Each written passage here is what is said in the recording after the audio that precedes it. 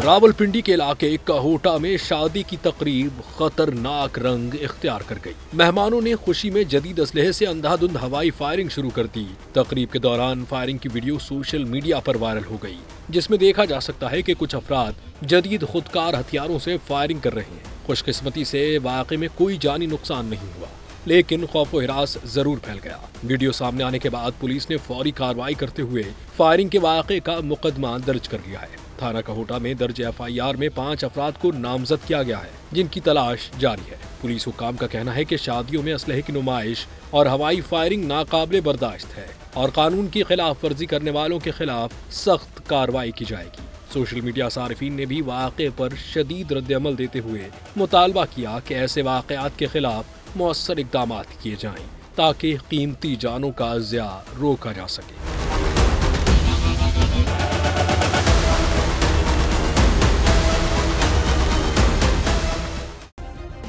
Subscribe करें और bell दबाएं ताकि कोई खबर रह न जाए।